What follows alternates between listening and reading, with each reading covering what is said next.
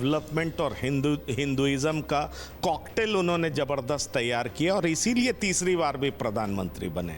Doctor Sanjeev क्या सोचते हैं इस बारे में? देखिए, ये भारत का दुर्भाग्य है। किसी दल में रहेंगे इससे बहुत सवाल उठ रहा है और सवाल तब से उठ रहा है, बड़ा आरोप लगा रहे हैं जो आप वर्तमान समय में बिहार सरकार के चीफ सेक्रेटरी आपको उन पे जानकारी सीधा होना आरोप चाहिए। लगा रहे हैं आप। ये सिंडिकेट के गिरोह में आ गए हैं। मतलब कि अब दुखद ये है कि पहले वाले सीएम अगर रहते फॉर्म में तो ये सब का चलने ही नहीं देते। और आप कहते हैं कि आप क्यों विद्रोह किए, क्या क्या कारण था। ये कारण बताया, मैं माननीय मुख्यमंत्री को बताया कि सर ये सब जो मंत्री कैसे बनाते, बोले कि नहीं जातिगत समीकरण देख करके बनाया गया है। तो इस बार क्या हुआ, तो हुआ कि जब दो ही मिनिस्टर बने 2015 में, तो मैं बोला और सीनियर लीडर थे, हमने सर हर बार 4-4 रहता तो 2 क्यों बनाए गए। तो हमारे समाज के ही एक नेता वहाँ बैठे हुए थे, मैं नाम नहीं लूँगा, आप समझ जाएंगे। तो कहते हैं कि अरे इस बार भूमिहार वोट ही नहीं दिया है तो कैसे बनाएंगे। ये कहानी भी तो बता दीजिए कि नीतीश जी की सरकार को गिराने का जो आरोप लगता है आप पे, क्या आप वाकई रिंग लीडर थे?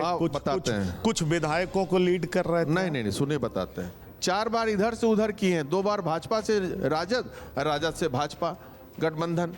तो कौन सा ये पाप हो गया कि आप एफआईआर कीजिएगा और फर्जी एफआईआर कीजिएगा और किडनैपिंग का एफआईआर कर दीजिएगा, कुछ से कुछ।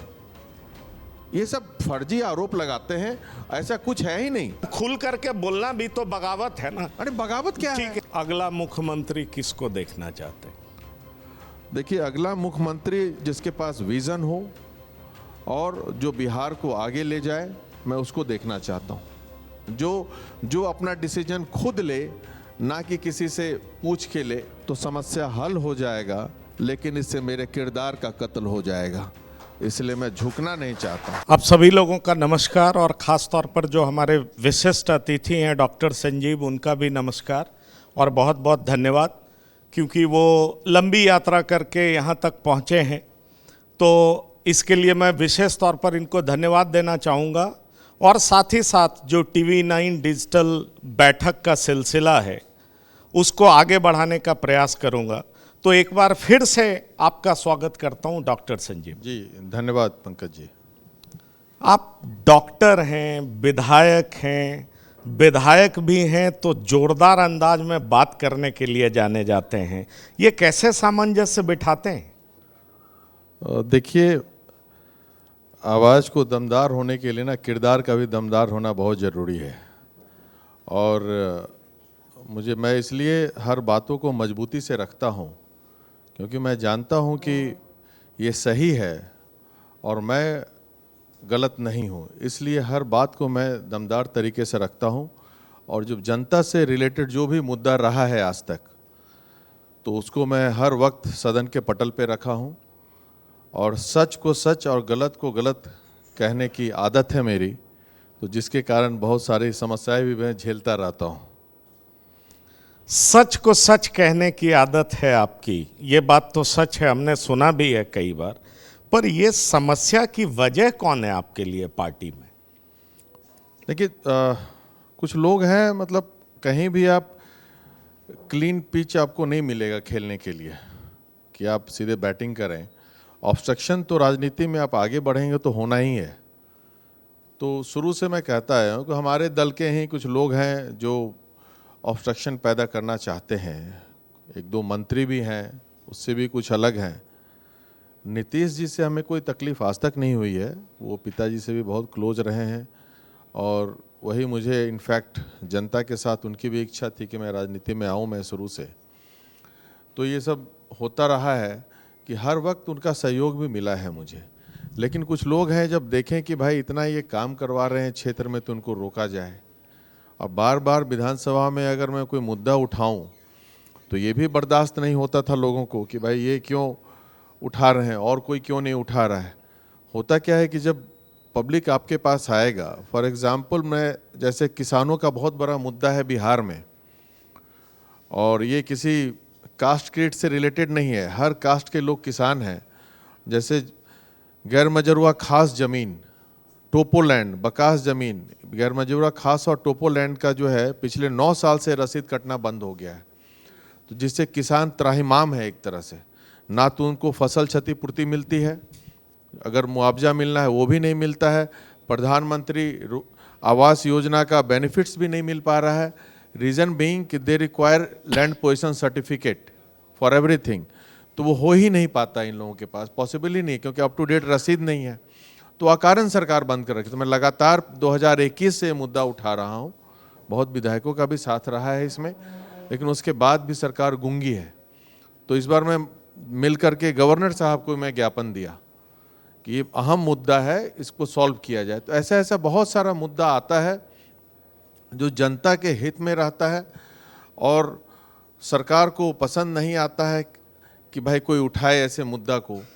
तो यही सब कारण से किरकिरियाँ होती हैं, तो उससे मुझे कोई फ़र्क नहीं पड़ता है। मैं जनता के लिए जीता हूँ, जनता के लिए मरता हूँ, तो कोई फ़र्क नहीं पड़ता है इससे मुझे। नहीं, पर एक बात अक्सर कहा जा रहा है, खास तौर पर चूंकि आप दबंग विधायक माने जाते हैं, जोरदार तरीके से अपनी बात रखते हैं, और जो नीतीश जी के बाद नेता हैं वो आपको पसंद नहीं कर रहे हैं, इसलिए आपका तन जेडीयू में है लेकिन मन कहीं और जाने लगा है। हकीकत क्या है? तो मैं कौन नीतीश जी के बाद किसी को पसंद कर रहा हूँ? जदयू में मैं भी किसी को पसंद नहीं कर रहा हूँ। तो ये तो तन मन की बात अलग है। डेफिनेटली तन तो जेडीयू में है ही, मन भी जेडीयू में रहता, लेकिन ये सब जो हमारे दल में जो है, जो कुछ लोग चिंटू पिंटू सो कॉल्ड, मैं उनको नोमेनक्लेचर दिया हूं उनका। जरा नाम भी बता दीजिए ना, चिंटू कौन है, पिंटू कौन है? टीवी 9 के प्लेटफॉर्म से बता तो दीजिए कि डॉक्टर संजीव किसको चिंटू पिंटू कहते हैं। डॉक्टर संजीव जिनको चिंटू पिंटू कहते हैं सारे लोग जानते हैं, सब लोग, सब एक एक लोग जानते हैं, सब पॉलिटिकल लोग हैं यहाँ पे। और मैं कहने में हर जगह कहता हूँ, सामने भी कहता हूँ। देखिए, यही दुर्भाग्य है कि ऐसे ऐसे लोगों को आज बिहार में अगर ढंग से काम किए रहते, अपना जो कार्य है ढंग से किया रहता, सिर्फ सड़कें बिजली बनाने से नहीं होता है कार्य।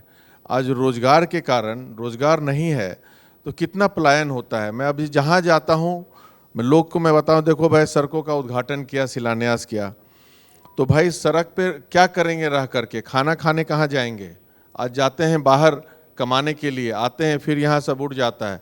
आज सरकार का पिटारा खुल रहा है मजदूरों को खरीदने के लिए, दुर्गा पूजा में 5,000 रुपया, भाई आज तक क्यों नहीं दिए? आज तक रुपया क्यों नहीं दिया गया? पिछले 20 साल में हमारे बिहार के मजदूरों को क्यों नहीं दिया गया? चुनाव के समय ही क्यों याद आ रहा है रुपया देना?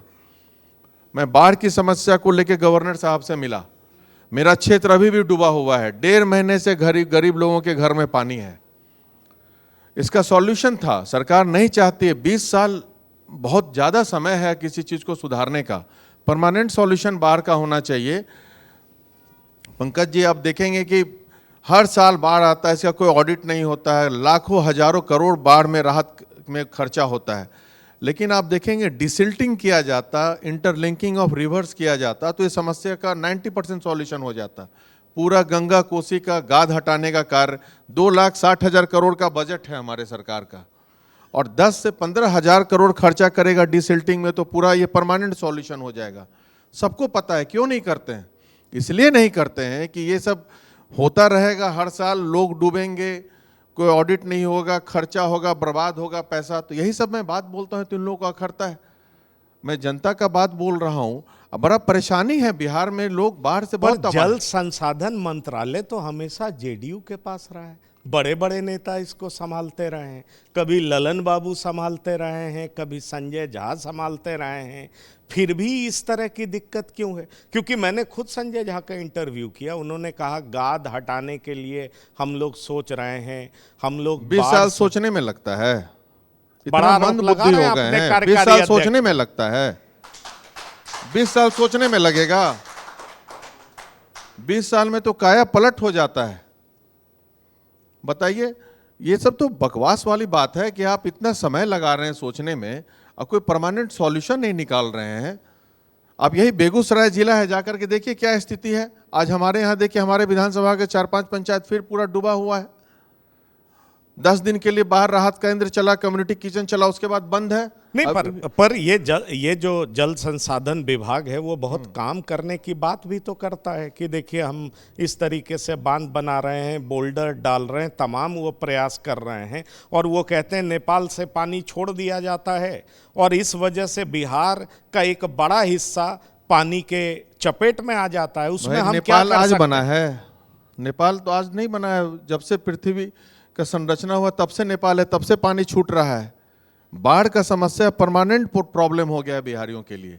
और ये गाद हटाने में क्यों इतना समय लग रहा है? क्योंकि इस और गाद का यूज भी हो जाएगा, इतना रोड कंस्ट्रक्शन हो रहा है, उसमें आप यूज कर लीजिए, उसमें यूज हो जाएगा। लेकिन इन लोग का ये थॉट है, इन लोगों का मुझे समझ में नहीं आता है कि इन लोग का विजन क्या है, कैसे काम करने का विजन है। सिर्फ और सिर्फ यहाँ पे जाति को लेकर राजनीति होती है बिहार में, जो बहुत दुर्भाग्यपूर्ण है। और हर जगह अच्छी बात है कि आप कीजिए, सबको मदद करना चाहिए। अभी देखिए जातिगत जनगणना की बात की गई, इसका क्या सेंस था भाई? जाति जान के आप क्या करना चाह रहे हैं? इसका तो कोई सेंस ही नहीं है ये। पर ये बीजेपी जेडीयू क्रेडिट लेती है, हम भाई, करवाने जा रहे हैं, और कोई ऐसी पार्टी बता दीजिए जिसका जो इसका विरोध कर रहा हो। फिर डॉक्टर संजीव क्यों विरोध मैं कर रहा हूं? मैं बहता डॉक्टर पानी संजीव में क्या राजनीति छोड़ के मतलब संन्यास लेने वाले हैं? कुछ जाति ऐसा फैक्टर है जिसके विरोध में जो बोलेगा उसको संन्यास लेना। सुनिए, मैं बता रहा हूं, ऐसा कोई संन्यास नहीं ले रहा हूं। मैं बता रहा हूं कि आप ये ना अलग सोच के साथ ये कर रहे हैं, ये जो भी कर रहे हैं, इससे फायदा क्या हुआ? मेरा ये कहने का अर्थ ये है कि जातिगत गणना करने से क्या फायदा हुआ? आप बोले थे जो गरीब लोग हैं, जो सवर्ण में भी गरीब हैं, चाहन में, सबको 2-2 लाख चला जाएगा, 90 लाख परिवार का किया था, कहाँ गया किसी के अकाउंट में पैसा? भाई इससे फायदा क्या हुआ? आप इसमें आर्थिक गणना कीजिए, जो गरीब है चाहे किसी कास्ट क्रीड के हैं तो उसको मदद कीजिए। गणना करके क्या दर्द भाई? कहाँ पूरा दुनिया, अमेरिका में जाते कह रहे हैं आरक्षण बढ़ा देंगे, कह रहे हैं आरक्षण और अरे बढ़ा भाई देंगे। तो आरक्षण बढ़ा ही देना। तो मैं तो कह रहा हूँ कि डॉक्टर संजीव को डर नहीं लगता परवत्ता में और जातियां आपको वोट भाई देंगी? वही मैं कह रहा हूँ, आरक्षण को लेके वोट नहीं देती है। डॉक्टर संजीव को परवत्ता में हर एक जाति के लिए मैं काम करता हूँ, हर एक समाज के लिए डिफ्रेंसिएशन इसलिए वोट करती है, फिर वोट करेगी मुझे। और लाख चाह लेंगे जितने सरकार के लोग हैं, कि मैं कह रहा हूं कि लाख चाह लेंगे, परवत्ता में वो हिला नहीं सकते हैं, क्योंकि मैं परवत्ता का हूं, परवत्ता मेरा है। समझे? ये आप निश्चिंत रहें, परवत्ता मेरी जन्मभूमि है, मेरी कर्म भूमि है। बहुत सब जान लगा लेंगे, और ऐसा जितना आप दबाने की कोशिश कीजिएगा उतना मैं उबड़ूंगा। और मैं एक जाति की नहीं, मैं इन जनरल में बात कर रहा हूं कि भाई जातिगत गणना का उद्देश्य था कि भाई जो तकलीफ में है, जो गरीब लोग हैं, उनको बाकी सिस्टम से वहाँ तक पहुँचे, उनको जो समस्या का समाधान हो उनका। लेकिन ऐसा हो नहीं रहा है। गणना कर लिए, बस हो गया, उसके बाद एकदम शांत है। भाई आप उसका रिजल्ट कुछ दिखाइएगा, बस उछल के गणना कर लो, उसके बाद क्या किए? आप जाइए गांव में, आज भी डिपेंडेंट हो गए हैं हम लोग 5 केजी अनाज पे। जो गरीब लोग हैं हमारे यहाँ, रोजगार के लिए सब तरस रहे हैं। ट्रेन यहाँ से गुजरात दिल्ली का खोल रहे हैं, लेबर का सप्लायर हब हो गया है बिहार। ये दुर्भाग्यपूर्ण है। और आप कहते हैं विकास हुआ, ठीक है विकास हुआ। उड़ीसा बिहार से पीछे था, उड़ीसा बिहार से आज से 20 साल पहले पीछे था। उस वक्त बिहार से 20 साल से हमारी सरकार है। तो भाई आप ऐसा क्या कर दिए?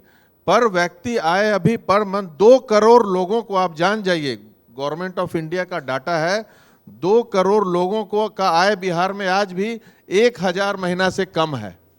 1000 महीना से कम है। पर व्यक्ति आय बिहार का 6500 रुपया है महीने का, मतलब एवरेज देखिएगा तो।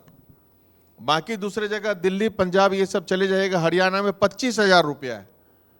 तो कैसे विकास का आप क्या पैमाना रखे हैं विकास का? तो यही बात मैं बोल रहा हूं कि नहीं, और होना चाहिए, एक विजन के साथ होना चाहिए। ठीक है, मैं आपकी बात से सहमत होता हूं। आप जो कह रहे हैं विकास की बात कर रहे हैं, विकास से कौन सहमत नहीं होगा? विकास पुरुष नीतीश कुमार कहलाते हैं।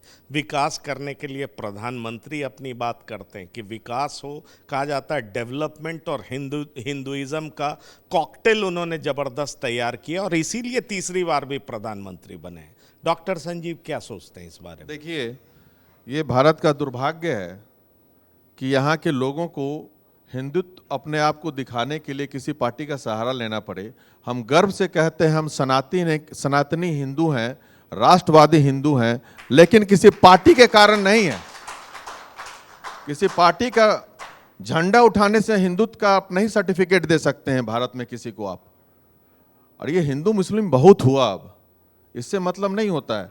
हम जहां भी रहेंगे हम अपना हिंदुत्व का झंडा उठाते रहेंगे। हम महागठबंधन में थे, हमारी सरकार थी, उस वक्त भी वहाँ पे एक राजद के विधायक थे, मिनिस्टर थे, शिक्षा मंत्री।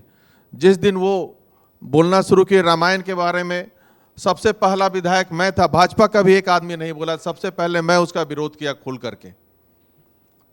इसका क्या मतलब हो गया भाई कि प्रधानमंत्री के कारण कोई हिंदुत्व में बढ़ावा हो गया? ऐसा कुछ नहीं है।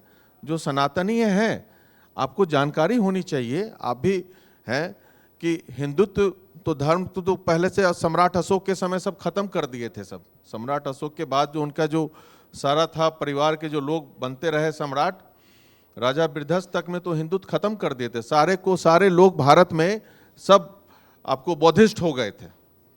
उसके बाद उनके सेनापति थे पुष्यमित्र शुंग थे, तो वो फिर उनका एसेसिनेशन करके जब वो बने, गद्दी पे आए, तो शुंग डायनेस्टी हुआ बिहार में, भारत में 150 साल चला। वही पुष्यमित्र शुंग और उनका बेटा अग्निमित्र शुंग फिर से सनातन धर्म को बढ़ाया है उस वक्त से चल करके पृथ्वीराज चौहान तक वो अच्छे से रहा। उसके बाद फिर मुगल आया तो फिर धीरे धीरे डाउन हुआ। तो अब ये हिस्ट्री में जाइएगा तो हम लोग तो ऐसा कुछ नहीं है कि किसी दल के कारण या किसी व्यक्ति विशेष के कारण हम लोग हिंदुत्व की बात कर रहे हैं। हम लोग सनातनी हैं, गर्व से कहते हैं सनातनी हैं, और किसी दल में रहेंगे अपने सनातन धर्म की बात जम के करते रहेंगे। किसी दल में रहेंगे, इससे बहुत सवाल उठ रहा है, और सवाल तब से उठ रहा है जब कहा जाता है कि नीतीश जी विश्वास मत हासिल कर रहे थे और आप पीछे से विरोध कर रहे थे। कुछ ऐसे नेताओं के रिंग लीडर बने हुए थे। जरा इससे भी पर्दा उठा दीजिए। पीछे चर्चा बड़ी होती है कि जेडीयू के साथ, जेडीयू में रह के आप विश्वासघात कर रहे थे, और इसीलिए जिनको चिंटू पिंटू आप कहते हैं उनको मौका मिल गया और उन्होंने आपके खिलाफ मोर्चा खोल दिया। देखिए, शेर के खिलाफ गीदड़ कितने भी एकजुट हो जाएंगे, वो मोर्चा नहीं खोल सकते। आप शेर हैं या अभिमन्यु बन गए? हम शेर ही हैं। चौधरी की भी टेढ़ी हम नजर, शेर ही हैं। चिराग पासवान की भी टेढ़ी नजर, जिनको आप चिंटू पिंटू कहते हैं उनकी भी टेढ़ी नजर। अकेले डॉक्टर संजीव किस किस से लड़ेंगे? देखिए, जब जनता मेरे साथ है ना, तो हम किसी से लड़ेंगे एकदम जम करके। और अब आने वाला चुनाव बता देगा क्या रिजल्ट आता है। जिनको जो करना है कर लें। आंखों में अरमान लिए मंजिल को अपना मान लिए। अब मुश्किल क्या आसान क्या, जब ठान लिए तो ठान लिए। तो इसमें कोई इशू नहीं है, हम लोग एकदम रेडी हैं, हर चीज़ के लिए रेडी हैं। हमारे साथ जितने हैं पर्वता के लोग हमारे साथ हैं, हर चीज़ के लिए रेडी। और बिहार में जो जितना का आपने नाम लिया, तो मैं तो बोलता हूँ आओ देखें जरा किसमें कितना है दम। पर्वता आइए, अपना दमखम दिखाइए, तब फिर हम मानेंगे। क्या आप ये मानेंगे कि नीतीश जी की सरकार का विरोध आप कर रहे थे विश्वास मत के दौरान? देखिए, विश्वास मत के दौरान विरोध तो सर नीतीश जी के सरकार का नहीं, उनके इर्द गिर्द जो चट्टे बट्टे हैं, कुछ पदाधिकारी हैं जो पर्वता के विकास को बाधित कर रहे थे, जो भ्रष्टाचार में लिप्त थे, कुछ मंत्री हैं, मैं उनका विरोध कर रहा था। और मैं खुल के, ऐसा नहीं कि आज माननीय मुख्यमंत्री को भी बोल के मैं विरोध किया हूँ, ऐसा नहीं कि भाई ये लोग इंटरफेयर कर रहे हैं। फॉर एग्जाम्पल, अगवानी सुल्तानगंज पुल का तो आप सुने ही होंगे, गंगा पे बन रहा है। मेरे पिताजी श्री आर.एन. सिंह साहब आग्रह किए थे माननीय मुख्यमंत्री से कि यहाँ पे पुल दीजिए, ये बहुत बड़ा सपना है लोगों का, पूर्वजों का, ये पुल बने, तो वो दिए थे। और 11 साल से निर्माणाधीन है, 3 बार उसमें वो गिर चुका है, धराशाही हुआ। पहली बार गिरा तो लोग मुझे बताए कि भाई ये टेक्निकल इशू है, इंजीनियर से बताए कि स्ट्रेचिंग में वायर केबलिंग के वो गिर गया। दूसरी बार अपने गिर गया, तो मैं उसके बाद में जब पता किया तो मैं बोला विधानसभा में, माननीय मुख्यमंत्री भी थे कि सर फिर से ये गिरेगा, मुझे इन्फॉर्मेशन मिला है कि फिर से ये गिरेगा। 1 महीने बाद वो पुल गिर गया, याद है ना आपको भी ये चीज। तो उसके बाद जैसे गिरा तो मैं अपने फॉर्म में आया। उस वक्त प्रत्यय अमृत थे उसके सेक्रेटरी ACS, उनको मैं बोला था कि पुल गिरेगा, इसमें डिजाइन में फॉल्ट है और बैड क्वालिटी ऑफ वर्क किया गया है इसमें। उनको मैं फोटो दिखाया तो कुछ पिलर को वो तुरवाए भी, उनको लग गया मैं उस पर लगा हुआ हूँ। उनका बहुत चहेता है एक रॉडिक कंसल्टेंट, जो हर जगह कंसल्टेंसी में, हेल्थ में जाते हैं तो हेल्थ हो जाता है, और फिर उसके बाद रोड में जाते हैं तो रोड का कंसल्टेंट। बड़ा आरोप लगा रहे हैं जो आप वर्तमान समय में बिहार सरकार के चीफ सेक्रेटरी हैं, आपको उन पे जानकारी सीधा होना आरोप चाहिए, लगा रहे हैं आप। आपको जानकारी होना चाहिए, प्रोटोकॉल में एक MLA चीफ सेक्रेटरी से ऊपर होता है। मैं बिल्कुल इस बात को मानते मानता हैं हूं, ना? पर सबसे सीनियर एडमिनिस्ट्रेटिव ऑफिसर पर यही सब जिसको मैं सारा बता रहा काम हूं। एग्जीक्यूशन का मैं पावर बता रहा होता हूं, है। ये आदमी क्या किए, स्पेशली मैसेज से आवाज उठाया। मेरे यहाँ एक भूड़िया आश्रम जाने वाला पुल है, आप लोग जानते होंगे, वो बना और 4 बनते गिर गया, बह गया, वो अलग है इसके अलावा। उसके बाद मैं लगातार मैं बोलता रहा इसको बनाइए, और हर साल 1-2 लोग उसमें एक्सीडेंट करके मरते हैं। फाइनली जब तक वो रहे ACS वो पुल नहीं बनने दिए। जैसे वो हटे फिर मैं मिहिर सिंह जी से मिला, पुल सैंक्शन हो गया, टेंडर हो गया, वो पुल बनने जा रहा है। तो ऐसे लोगों का मैं विरोध किया, आरोप नहीं लगा रहा हूं, सत्यापन कर रहा हूं अपनी बातों का। मैं उस वक्त भी बोला था, आज भी बोल रहा हूं। वो आदमी, अगर विकास अवरोध हुआ है पर्वतता में तो उनका बहुत बड़ा योगदान है। वो पुल गिरता नहीं। एक आदमी को वो 63 करोड़ रुपया रॉडिक कंसल्टेंट को मैं राइट टू इंफॉर्मेशन से निकाला, उसको दिए वो। भाई क्या रिलेशन है आपका?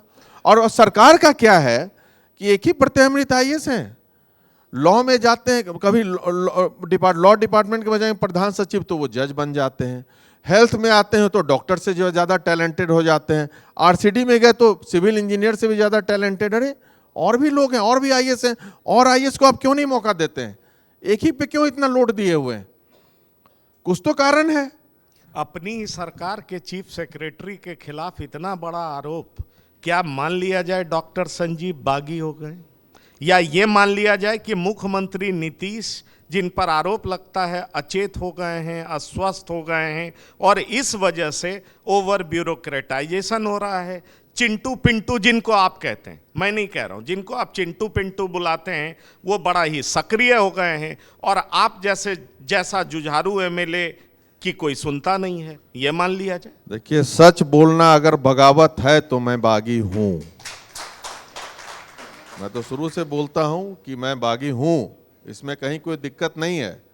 और हमारा समाज का इतिहास रहा है, अंग्रेजों के खिलाफ भी बिगुल फूकने वाले मंगल पांडे ही थे, हम उस समाज से आते हैं। तो ये सबसे कोई फर्क नहीं पड़ता है मुझे। और आप जो बोल रहे हैं कि चिंटू पिंटू मुख्यमंत्री जी अचेत, देखिए मुख्यमंत्री जी अचेत नहीं है, ये गलत बात है, लेकिन नहीं, ये विपक्ष कहता है। हाँ। कई लोग कहते हैं जो उनके विरोधी, और ये एक नैरेटिव क्या है, बनाने का दुर्भाग्य है कि ये सिंडिकेट के गिरोह में आ गए हैं। मतलब कि अब दुखद ये है कि पहले वाले CM अगर रहते फॉर्म में तो ये सब का चलने ही नहीं देते। हमारे यहाँ एक एक्स IAS हैं, CM के यहाँ रहते हैं, अपनी वाइफ को बना दिए, आप सुने होंगे, अपने उसके मेंबर बना दिए किसी आयोग के। अब बताइए, CM अगर अच्छे ढंग से रहते तो कभी बनने नहीं देते वो, जहां तक मैं जानता हूं। ढंग का मतलब बड़ा गंभीर निकल रहा है, आप शब्दों में नहीं कह रहे हैं पर इशारा कर दे रहे हैं। अच्छे ढंग का मतलब क्या है? इशारा मैं नहीं कर रहा हूं, ये फैक्ट है कि एज फैक्टर तो हावी है उन पे, नहीं तो ऐसा नहीं होता। जितने लोग जो आज गाली देते थे CM को, और CM के बगल में बैठ रहे हैं और उनका कोई रिएक्शन नहीं हो रहा है, ये बड़ा दुर्भाग्यपूर्ण है। मैं आज तक, मैं बहुत दिनों से अटैच्ड हूं, मैं 2005 से JDU का हूं, सदस्य हूं। पिताजी भी 2004 में ज्वाइन किए थे, मैं भी उसी वक्त ज्वाइन किया था, और साथ में ही हम लोग किए थे। और तब से आज 21 साल हो गया। अब नए नए लोग दूसरे दल से आते हैं तो वो सबको प्रश्रय दिया जाता है सिर्फ जाति के कारण से, तो दुर्भाग्यपूर्ण है। और आप कहते हैं कि आप क्यों विद्रोह किए, क्या क्या कारण था? ये तो ये कारण बताया, मैं माननीय मुख्यमंत्री को बताया कि सर ये सब जो मंत्री कैसे बनाते, बोले कि नहीं जातिगत समीकरण देख करके बनाया गया है।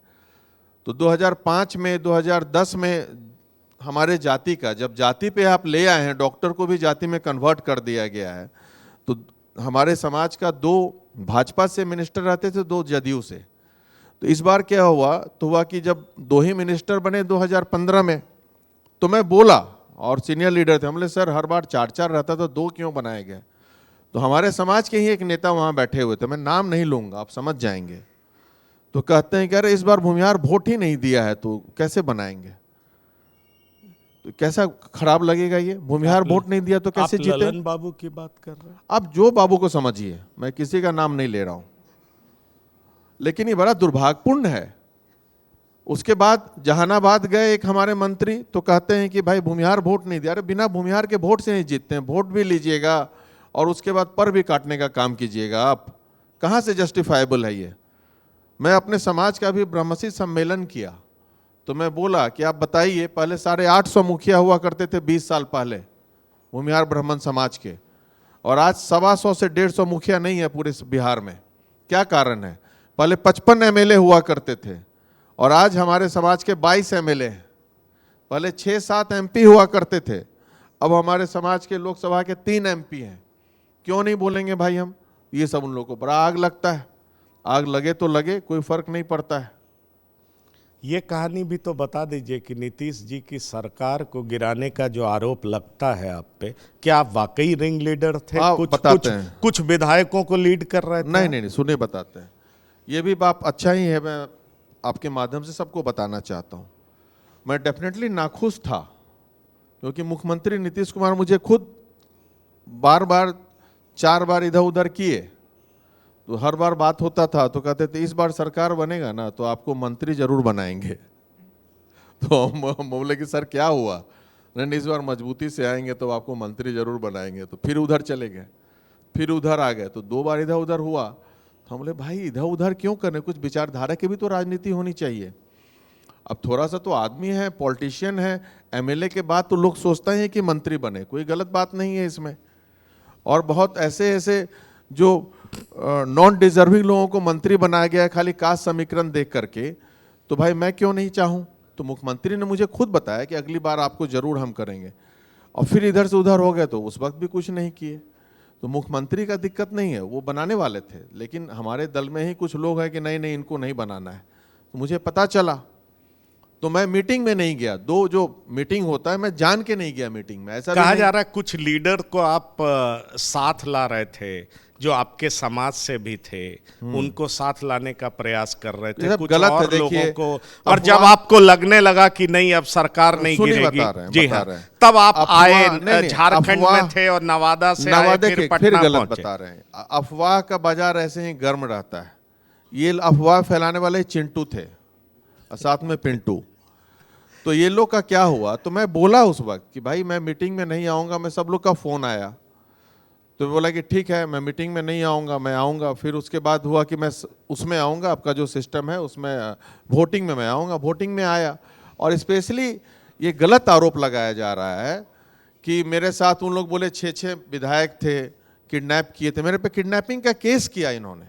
हाँ, ईओडब्ल्यू का केस भी चल रहा होगा आपके ऊपर, किडनैपिंग का थाने में। कि 2 विधायक का, देखिए कितना हास्यप्रद है कि जदयू के विधायक ने जदयू के विधायक का किडनैपिंग का केस किया। तो मुझे ये लगता है जो केस किया, क्या जो विधायक किडनैप हुए उनका वो बेटा था कि क्या था, वो किस अधिकार से केस किया, किस रिश्ते से केस किया। वो जिनका किडनैपिंग ही नहीं हुआ है, एक बीमा भारती जी थी हमारे दल की, एक दिलीप राय जी, कि उनका किडनैपिंग हुआ है और मैं किया हूँ, ऐसा वो लोग आरोप लगाए। जब मुझे बाद में पता चला, अगर ये पता मुझे चल जाता कि विधानसभा के दौरान, वोटिंग के दौरान कि मेरे पे एफआईआर किए हैं ये सब, तो मैं उठ के इधर से उधर चला जाता, कोई मेरा बाल बांका नहीं कर सकता था, मैं एकदम चला जाता। ये लोग धोखे में रखे कि नहीं आपको सम्मान दिया जाएगा, और उसके बाद केस करवाए। ये तो गद्दारी, तो विश्वासघात, तो ये सब किए। नाराजगी होना तो क्यों नहीं, परिवार में क्यों नहीं नाराजगी होती है। और हमारे अब, और वहां पे अगर हो भी गया तो आप किडनैपिंग का केस कराइएगा।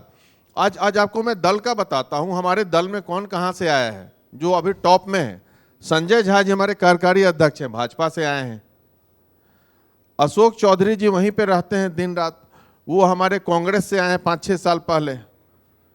सम्राट चौधरी जी पांचवा दल है, पहले थे समता पार्टी में शुरू में उनके पिताजी, उसके बाद वो कांग्रेस में थे, फिर समता पार्टी हुए, फिर राजद हुए, फिर हम गए, फिर राजद के बाद फिर जदयू में आए, फिर हम में आए, और फिर हम के बाद भाजपा में आए। तो 5-6 पार्टी के बाद तो आए हैं भाजपा में ये भी। तो ये कौन सा पार्टी बदला? नीतीश जी क्या किए हैं? 4 बार इधर से उधर किए हैं, 2 बार भाजपा से राजद और राजद से भाजपा गठबंधन। तो कौन सा ये पाप हो गया कि आप एफआईआर कीजिएगा और फर्जी एफआईआर कीजिएगा और किडनैपिंग का एफआईआर कर दीजिएगा, कुछ से कुछ।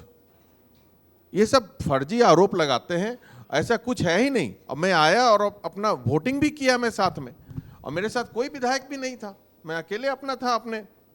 और हर साल मैं रामगढ़ जाता हूँ, रामगढ़ में मेरा घर है, हर 2 महीने पे जाता हूँ मैं।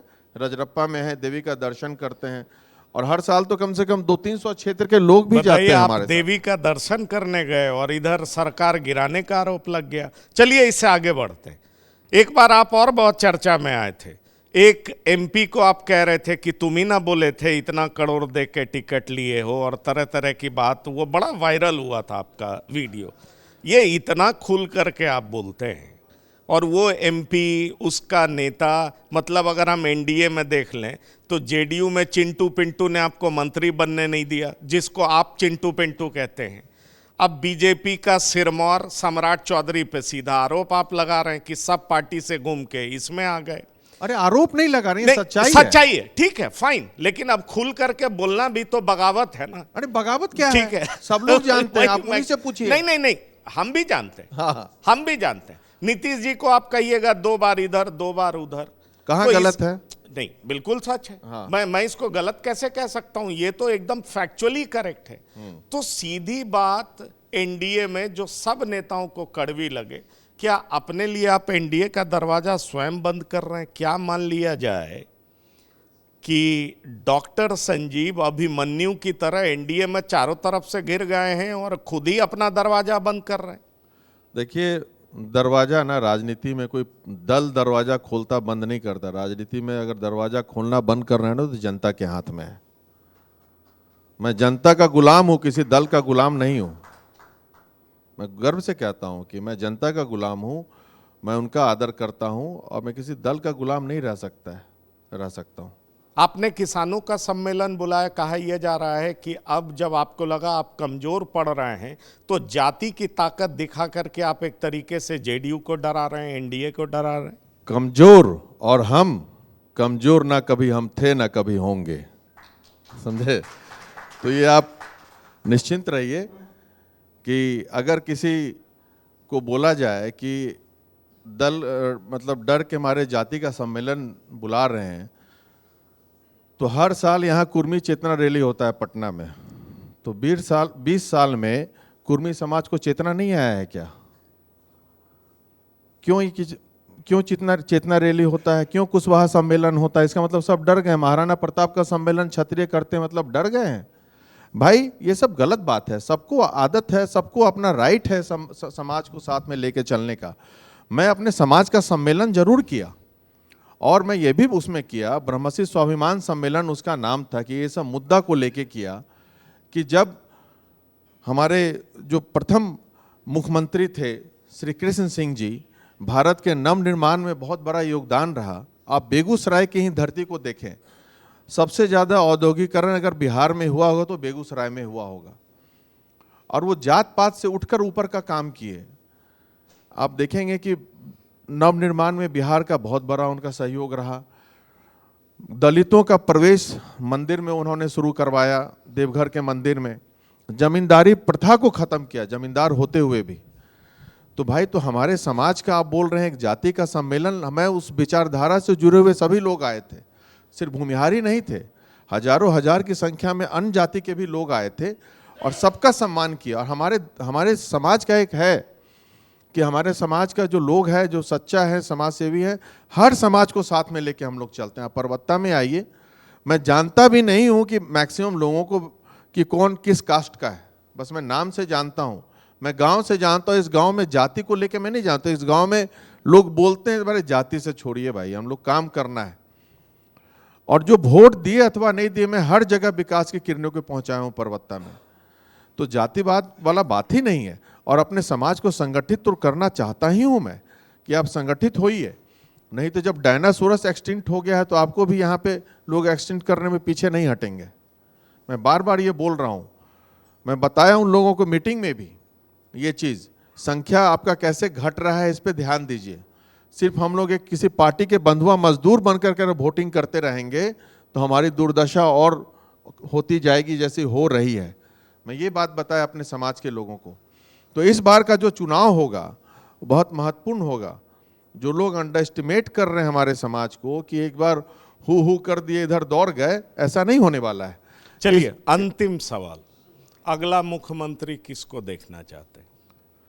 देखिए, अगला मुख्यमंत्री जिसके पास विजन हो और जो बिहार को आगे ले जाए, मैं उसको देखना चाहता हूँ। जो अपना डिसीजन खुद ले, ना कि किसी से पूछ के ले बहुत लोगों से। तो वैसे लोग मुख्यमंत्री रहे जो बिहार को परमानेंट सॉल्यूशन समस्याओं से दिलवाएं। तो वैसे लोगों से को मैं देखना चाहता हूं। और आप बार बार जैसे कहते हैं कि झुकने का, तो मैं बार बार यही कहता हूं कि आपका समस्या क्या है, सब आपको परेशान करते हैं। तो मैं यही दो शब्द कहना चाहता हूं, मैं अगर झुक जाऊं तो समस्या हल हो जाएगा, लेकिन इससे मेरे किरदार का कत्ल हो जाएगा, इसलिए मैं झुकना नहीं चाहता। डॉक्टर संजीव, आप टीवी9 के मंच पर आए और जो आपका अंदाज है उसी तरीके से आपने बात की, इसके लिए तहे दिल से शुक्रिया और धन्यवाद। Thank you very much. धन्यवाद।